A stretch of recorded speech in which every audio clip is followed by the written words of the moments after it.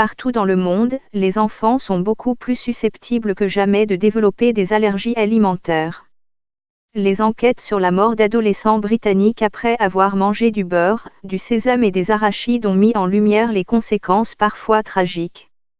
L'année dernière, une fillette de 6 ans en Australie occidentale est décédée des suites d'une allergie aux produits laitiers. L'augmentation des allergies au cours des dernières décennies a été particulièrement sensible en Occident. L'allergie alimentaire touche aujourd'hui environ 7% des enfants au Royaume-Uni et 9% des enfants en Australie. En Europe, 2% des adultes souffrent d'allergies alimentaires. Des réactions mettant la vie en danger peuvent même être provoquées par des traces d'aliments déclencheurs, ce qui signifie que les patients et les familles vivent dans la peur et l'anxiété. Les restrictions alimentaires qui s'ensuivent peuvent devenir un fardeau pour la vie sociale et familiale. Bien que nous ne puissions pas dire avec certitude pourquoi les taux d'allergie augmentent, les chercheurs du monde entier travaillent dur pour trouver des moyens de combattre ce phénomène.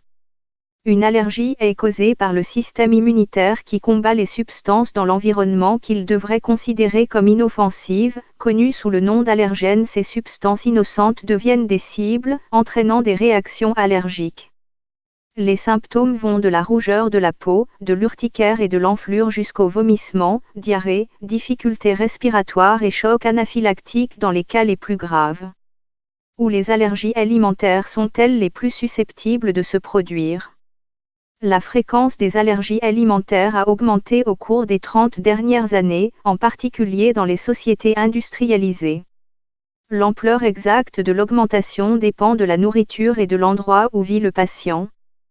Par exemple, le nombre d'allergies aux arachides a été multiplié par 5 au Royaume-Uni entre 1995 et 2016. Une étude menée auprès de 1300 enfants de 3 ans dans le cadre de l'étude IT au Collège Royal de Londres a révélé que 2,5% d'entre eux souffrent maintenant d'allergies aux arachides. L'Australie a le taux le plus élevé d'allergies alimentaires confirmées. Une étude a révélé que 9% des enfants australiens d'1 an étaient allergiques aux ufs, tandis que 3% étaient allergiques aux arachides. L'augmentation des allergies n'est pas simplement l'effet d'une prise de conscience et d'un meilleur diagnostic de la part de la société.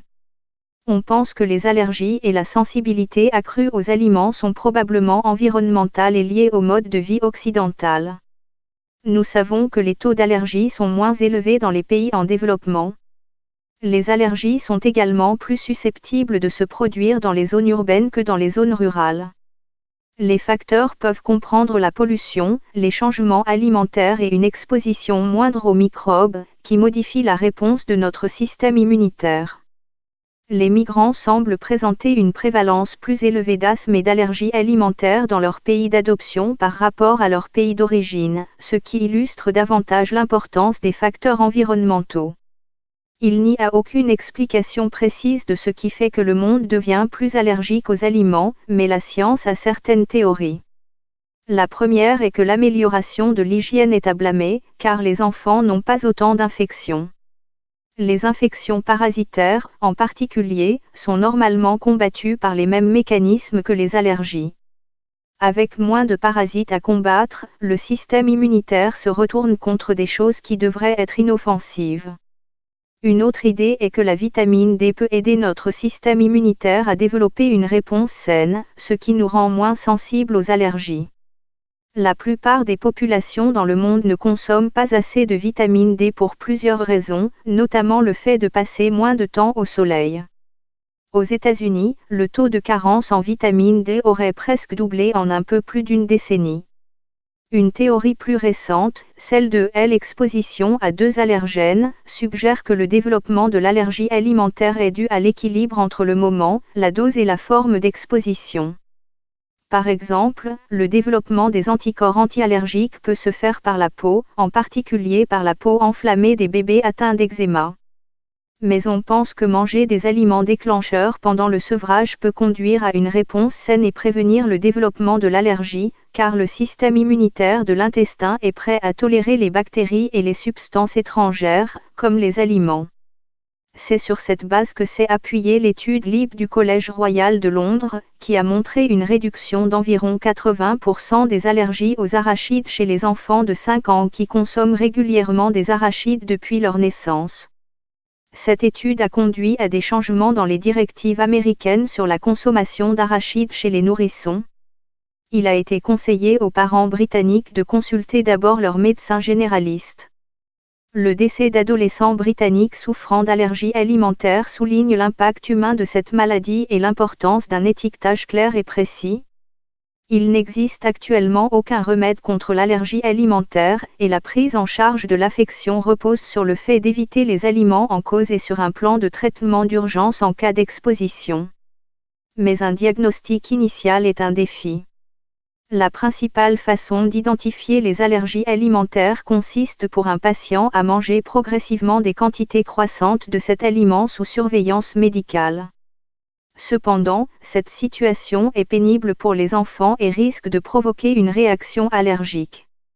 Les tests accompagnant la réaction de leur système immunitaire peuvent également donner un faux positif chez les enfants non allergiques.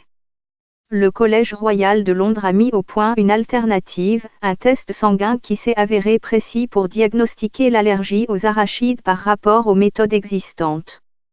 Ces tests couvrent maintenant les aliments responsables de 90% des allergies chez les enfants et seront, on l'espère, disponibles aux patients dans les 2 prochaines années. Même après un diagnostic réussi, il est difficile d'éviter les aliments déclencheurs et les réactions accidentelles sont fréquentes.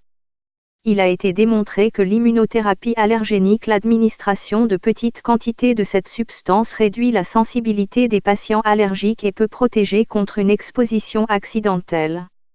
Un essai récent sur un médicament d'immunothérapie a révélé que 67% des sujets allergiques aux arachides pouvaient consommer l'équivalent de 2 amandes d'arachides après 1 an, comparativement à 4% du groupe témoin.